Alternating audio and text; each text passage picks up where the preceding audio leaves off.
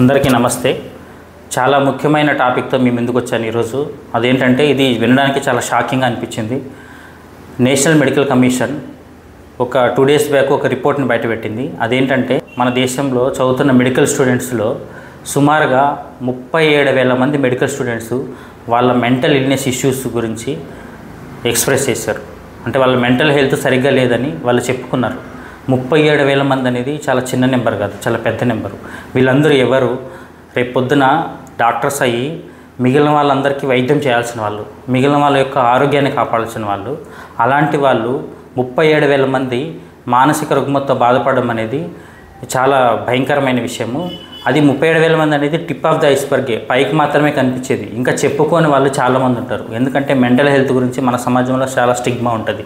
పిచ్చోడు అంటారని, mental hospital వేయాలని చెప్పి మనం చాలా వరకు చూస్తుంటాం. మన తెలుగు స్టేట్స్లో అయితే ఎర్రగడ్డ హాస్పిటల్ని చాలా సినిమాలలోన తిట్టడానికనో వెక్కిరించడానికనో ఇలా వాడుతుంటారు.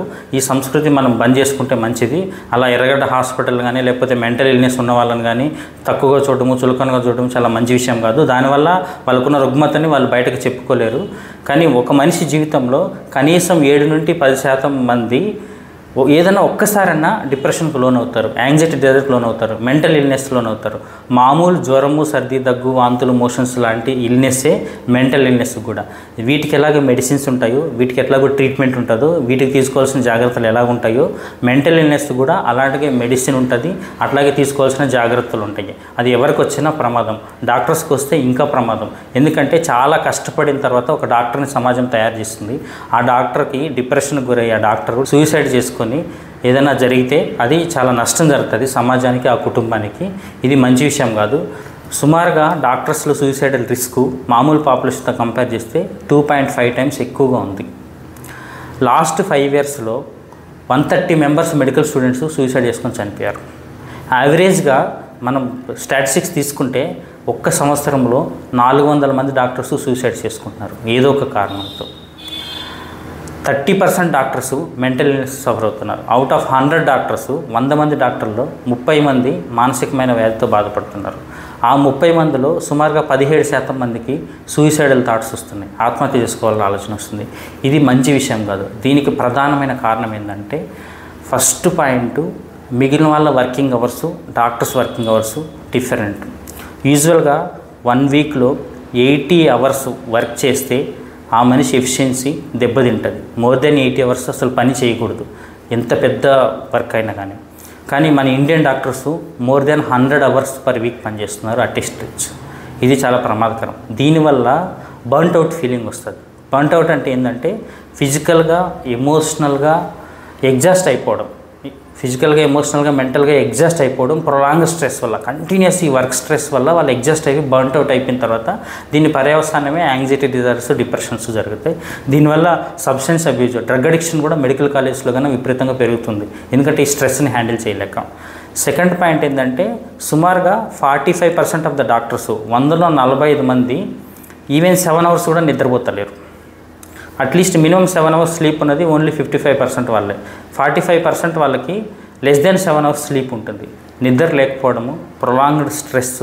ఇంకొక విషయము, మిగిలిన వాళ్ళ కాకుండా వీళ్ళు చాలామంది మెడికల్ స్టూడెంట్స్ ఫ్యామిలీకి దూరంగా ఉండి చదువుకోవాల్సి వస్తుంది, హాస్టల్స్లో ఉండాల్సి వస్తుంది. కొంతమంది అయితే స్టేట్స్ మారి వేరే స్టేట్లకు వెళ్ళి చదువుకుంటారు. ఇట్లా ఫ్యామిలీ నుంచి సపోర్ట్ లేకపోవడము, ఫ్రెండ్స్ నుంచి సపోర్ట్ లేకపోవడం వల్ల ఈ 3 కారణాలు, ఎక్కువ వర్కింగ్ అవర్స్ ఉండడము, నిద్ర లేకపోవడము, family and peer pressure support లేకపోవడం, ఫ్రెండ్స్ సపోర్ట్ లేకపోవడం వల్ల డిప్రెషన్కి గురవుతున్నారు, యాంగ్జైటీ డిజార్డర్కి గురవుతున్నారు. దీనివల్ల చాలామందికి సూసైడల్ థాట్స్ వచ్చి జీవితాన్ని అంతం చేసుకుంటున్నారు. ఇది మంచి విషయం కాదు. నేను మెడికల్ స్టూడెంట్స్కి, డాక్టర్స్కి చెప్పేది ఏంటంటే, మనం చాలా టఫెస్ట్ కోర్స్ అవుతాం, మిగిలిన వాళ్ళతో మనం కంపేర్ చేసుకోకూడదు. మన ఏజ్ ఉన్న వాళ్ళు సాఫ్ట్వేర్, చార్టెడ్ అకౌంటెంట్ మనకంటే ఎక్కువ రిలాక్స్డ్, లగ్జరియస్ లైఫ్, ఎక్కువ ఎర్న్ చేస్తూ హ్యాపీ లైఫ్ లీడ్ చేస్తున్నారు అని మనం కంపేర్ చేసుకోకూడదు. ఎందుకంటే భగవంతుడు ఈ యూనివర్స్లో ఇంకొక లైఫ్ని సేవ్ చేసే అంత అదృష్టం అది మనకి దక్కిన అదృష్టం.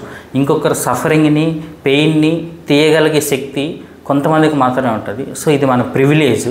కాకపోతే దీనివల్ల మనం చాలా పర్సనల్ లైఫ్ కోల్పోవాల్సి వస్తుంది, ఫ్యామిలీ లైఫ్ కోల్పోవాల్సి వస్తుంది, చాలా మెంటల్గా సఫర్ అవ్వాల్సి వస్తుంది. కానీ దీన్ని చాలా జెంటిల్గా స్మూత్గా మనం హ్యాండిల్ చేయాలి.